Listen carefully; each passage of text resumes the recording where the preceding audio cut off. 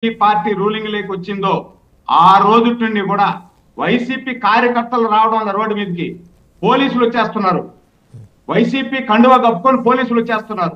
ఏదైనా ఒక చిన్న నిరసన మళ్ళీ మీ దగ్గరకు వస్తాను ఆకుల తిరుమలరావు గారు రాష్ట్ర కాపునాడు కార్యదర్శి మళ్ళీ వస్తాను. నాయుడు గారు మీ దగ్గరకు వస్తాను. ఒకసారి తిరుమలరావు గారు మీరు మాట్లాడండి. తిరుమలరావు గారు మీరు అన్మ్యూట్ చేసుకొని మాట్లాడండి. మీరు మ్యూట్లో ఉన్నారు. తిరుమలరావు గారు అన్మ్యూట్ చేసుకోండి. తిరుమలరావు గారు నేను చెప్పేది వినిపిస్తోందా? మీరు మ్యూట్లో ఉన్నారు, అన్మ్యూట్ చేసుకోండి. రైట్, వారు మాట్లాడే లోపల ఒక మాట అంకమరావు గారి దగ్గరికి వెళ్ళాం. అంకమరావు గారు మీరు కూడా మ్యూట్లో ఉన్నట్టున్నారండి, అన్మ్యూట్ చేసుకోండి. అంకమరావు గారు రైట్. అంకమరావు గారు వినిపిస్తోందా? సో టెక్నికల్ ఇష్యూ ఉన్నట్టుంది. సరే సురేంద్ర నాయుడు గారు, దాంతోపాటు ఇంకొక మేజర్ డెవలప్మెంట్ మీరు గమనించుంటారు. ముద్రగడ పద్మనాభం గారు వినిపిస్తోందండి? వాసుదేవన్ గారు ఒక మాట చెప్పొచ్చా? చెప్పండి మాదిరెడ్డి గారు. అడగొచ్చా? సురేంద్ర నాయుడు గారిని అడుగుదాం అనుకున్నాను. అడగండి. వాస్తవానికి ఆయన చంద్రబాబు నాయుడు గారు అరెస్ట్ జరిగినప్పుడు, నంద్యాలలో అరెస్ట్ జరిగినప్పుడు ఏదైతే పోలీసు అధికారులు ఆయన ఎయిర్ లిఫ్ట్ చేయాలని ప్రపోజల్ చేశారని ఎయిర్ లిఫ్ట్ తోనే వచ్చారు. వాళ్ళు ఆ ప్రపోజల్ తోనే వచ్చున్నారు.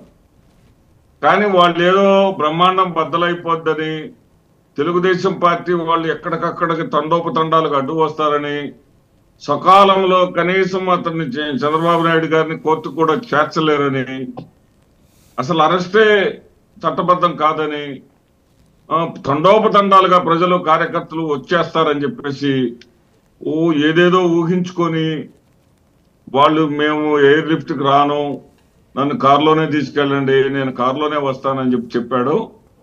కారులో బయలుదేరితే గుంటూరు దగ్గర ఉన్న చిలకలూరుపేట వచ్చేంత వరకు అత్తి గట్టి లేదండి. మామూలుగా అక్కడ నుంచి జర్నీ వచ్చేసి 7 అవర్స్ కామన్ గా జరిగేటటువంటి ఆ జర్నీయే సరిపోయింది తప్ప ఎవరు అడ్డుకోవటం కానీ ఏదైనా చిలకలూరుపేట అయినా సరే లోకేష్ గారు హడావుడిగా ఫోన్ చేసి ఏమిటయ్యా ఈ దారుణం, కనీసం రోడ్డు మీద ఉంది నీ ఇల్లు అని పుల్లారావు గారికి ఫోన్ చేసి రోడ్డు మీద ఉంది నువ్వన్నా కాస్త రోడ్డు మీద అప్పుడు తీసుకొచ్చి కాస్త టైర్ తీసుకొచ్చి రోడ్డు కట్టం పెట్టి చేశారు. ఏం మాట్లాడతారండి? అందరికీ తెలుసండి ఎవరు ఫోన్లు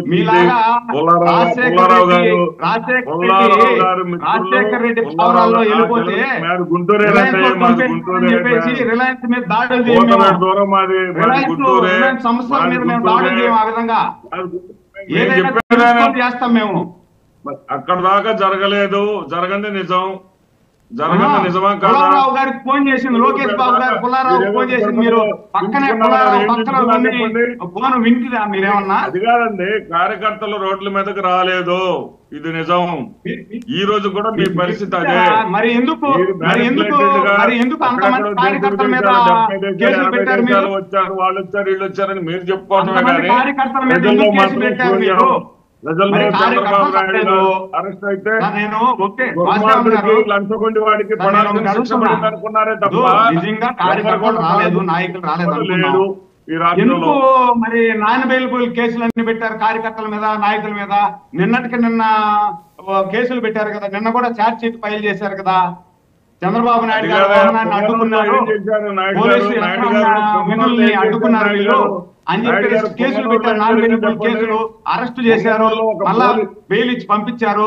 దేనికి ఇచ్చారు అంటే మీరు తప్పుడు కేసులు పెట్టారా? చంద్రబాబు నాయుడిని అడ్డుకోకపోయినా కూడా కార్యకర్తలందరినీ కూడా నిర్వీర్యం చేసేయాలని చెప్పి కార్యకర్తల మీద తప్పుడు కేసులు పెట్టారా మీరు?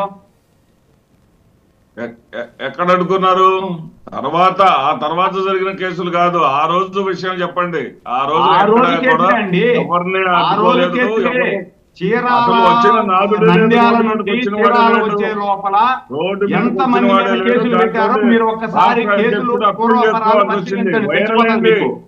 ఎంతమంది మీద మీరు కేసులు అంటే మీరు చెప్పేది నిజమైతే రెండు విషయాలు సార్ ఇక్కడ రెండు విషయాలండి నేను రెండు విషయాలు చెప్తాను మీకు నిజంగా చంద్రబాబు నాయుడు గారిని అరెస్ట్ చేసినప్పుడు కార్యకర్తలు నాయకులు తెలుగుదేశంలో ఎవరు రోడ్డు మీదకి రాకపోతే వందలాది కార్యకర్తల మీద నాయకుల మీద మీరు కేసులు పెట్టారు. మీరు తప్పుడు కేసులు పెట్టారా? నెంబర్ 1. లేదు నాయకులు కార్యకర్తలు వచ్చి అడ్డుపడితే కేసులు పెట్టారా? రెండింటికి సమాధానం చెప్పండి. మీరు అడ్డుపడితేనే కేసులు పెట్టారా లేదంటే తప్పుడు కేసులు పెట్టారా? పొంగనూరులో ఏం చేశారు? మీరు ఏం చేశారు? 250 మంది మీద కేసులు పెట్టారంటారు. మీరు పొంగనూరులో ఎందుకు పెట్టారండి కేసులు? పోలీసు దహనం చేసింది కనపడదు మీకు? పోలీసు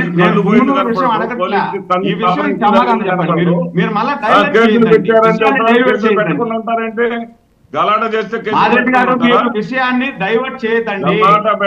మీరు పుంగనూరు మాట్లాడాలంటే మీరు పుంగనూరు విషయం మాట్లాడాలంటే నేను మాట్లాడతా. చాలా విషయాలు ఉన్నాయి. పుంగనూరు విషయం మాట్లాడదామా? చంద్రబాబు నాయుడు కోసం రోడ్డు మీదకి వచ్చిన వాళ్ళు ఎవరూ లేరు. చంద్రబాబు నాయుడు మీదకి రోడ్డు మీదకి వచ్చారని చెప్పేసి కేసులు పెట్టిన సంఘటనలు లేవు. ఏదైనా ఉంటే మాకు పంపించండి, పరిశీలిద్దాం, చూద్దాం. ఇప్పుడు మీరు అంటే దీని అర్థం ఏమంటే మీరు ఎక్కడా కూడా న్యూస్ను ఫాలో కావటం లేదు, మీరు ఎక్కడా కూడా వార్తలను చూడటం లేదు, మీకు విషయ పరిజ్ఞానం తక్కువ ఉంది అని దీన్ని బట్టి అర్థమైపోతా ఉంది.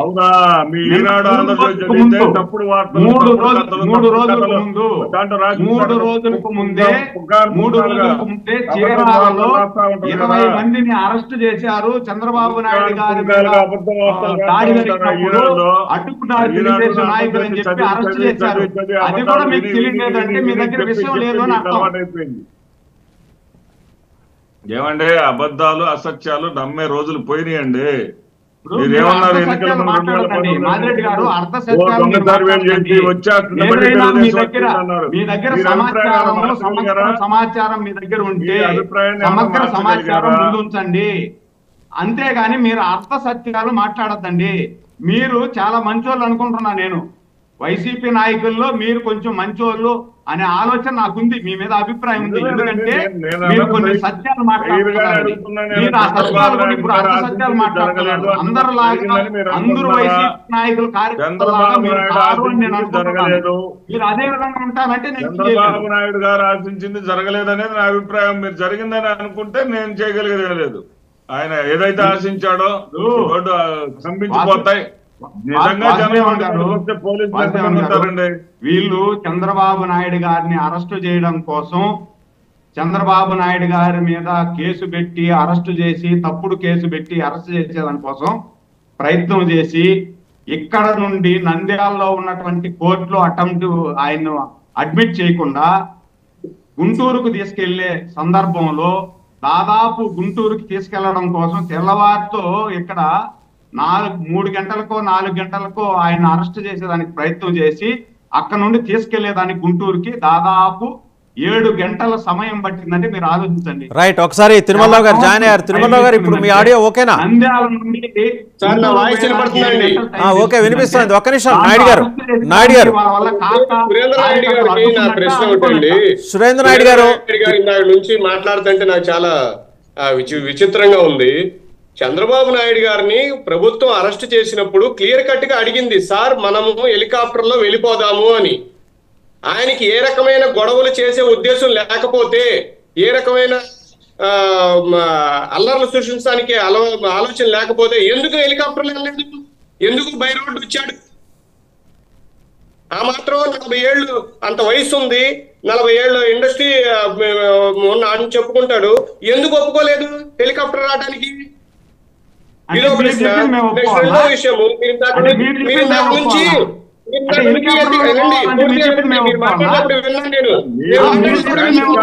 సురేంద్ర నాయుడు గారు ఆయన మాట్లాడుతున్నారు కదా, ఒక నిమిషం ఆగండి. సురేంద్ర నాయుడు గారు 40 సంవత్సరాల రికార్డ్ అనేది రికార్డ్ అది. టీడీపీ ఎథిక్స్ అంటున్నారు మీరు. 23 మంది ఎమ్మెల్యేలు కొనుగోలు చేసినప్పుడు ఎథిక్స్ మీకు మాట్లాడేదానికి అంటే ఆయన నన్ను అరెస్ట్ చేస్తున్నారంటే తప్పుడు కేసుల్లో హెలికాప్టర్ తెస్తే హెలికాప్టర్ ఎక్కేసి వెళ్ళిపోవాలా? మేమా అరెస్ట్ చేయటం ఇవన్నీ తర్వాత మీకు లోకజ్ఞానం లేదు. మీకు అసలు కేసుల గురించి తెలియదు. మీకు మీకు లోకజ్ఞానం లేదు, ఫస్ట్ తెలుసుకోండి. ఇదంతా కాదండి, డైరెక్ట్ క్వశ్చన్ మీకు ఒకటే. చంద్రబాబుని అరెస్ట్ చేసినప్పుడు నేను హెలికాప్టర్ లో తీసుకెళ్తామన్నప్పుడు ఎందుకు ఒప్పుకోలేదు? ఎందుకు ఒప్పుకోలేదు? హెలికాప్టర్ ఒప్పుకోవాలి అంటే మీరు వచ్చి మమ్మల్ని అరెస్ట్ చేస్తామంటే మేము హెలికాప్టర్ ఎక్కాలని మేము ఒప్పుకోవాలన్నా? తప్పుడు పనులు చేస్తూ ఇంతకు ముందే మీకు తప్పుడు పనులు చేస్తూ చూసుకుంటారు. కొంచెం ముందే తప్పుడు పనులు చేస్తూ కూర్చుంటారు. బుర్ర ఉండాలా నీకు? బుర్ర ఉండాలా నీకు? బుద్ధి ఉండాలా? మాట్లాడేదన్నా ఓకే, నీకు కొంచెం నువ్వు కేసు పెట్టి నువ్వు తప్పుడు కేసు నువ్వు పెట్టి నువ్వు హెలికాప్టర్ తీసుకొస్తే మేము హెలికాప్టర్ ఎక్కేసి వెళ్ళిపోవాలా? మరి తప్పుడు కేసు తప్పుడు కేసు తప్పుడు కేసులు అయితే కోర్టులో ఏం చెప్పింది? తప్పుడు కేసులు అయితే ఆంధ్ర ముక్త అల్లంగా జరగాలి కదా, ఎందుకు జరగచ్చు?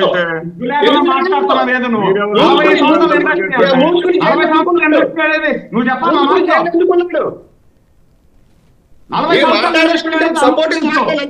తప్పుడు కేసులు ఈ ఎథిక్స్ గురించి మాట్లాడకండి. 23 మంది ఎమ్మెల్యేలు కొనుగోలు చేసినప్పుడు ఎథిక్స్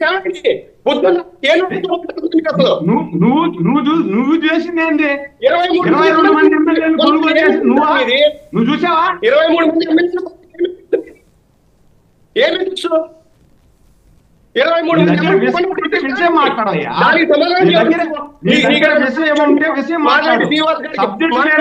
ఇలానే ఉంటాయి. సబ్జెక్ట్ లేనప్పుడు అడ్డదూరంగా మాట్లాడుతుంటారు. మాట్లాడినప్పుడు వీరు నీకు అర్థమవుద్ది, ఎదుటి మాట్లాడినప్పుడు వినకపోతే అర్థమవుతుంది నీకు. ఫస్ట్ నేర్చుకో. ఏంది నువ్వు మాట్లాడేది? ఏంది నువ్వు మాట్లాడేది? నువ్వు మాట్లాడేది నేను నువ్వు నువ్వు మాట్లాడేది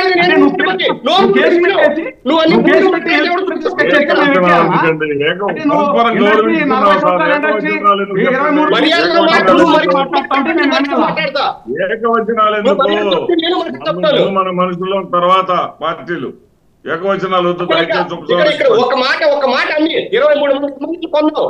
ఏమైపోయింది ఎథిక్స్? ఎథిక్స్ అంటే ఎథిక్స్ గురించి మాట్లాడుతున్నారు మీరు.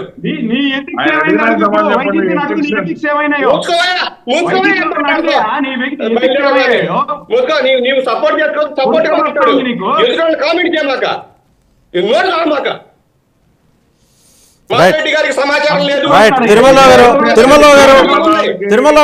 తిరుమల గారు ఆ విషయం పక్కన పెట్టి సరే ఈ డెవలప్మెంట్స్ గురించి మాట్లాడండి. పివిపి గారు సంచలనమైన ట్వీట్ చేశారు. ఒక నిమిషం నాయుడు గారు ఒక నిమిషం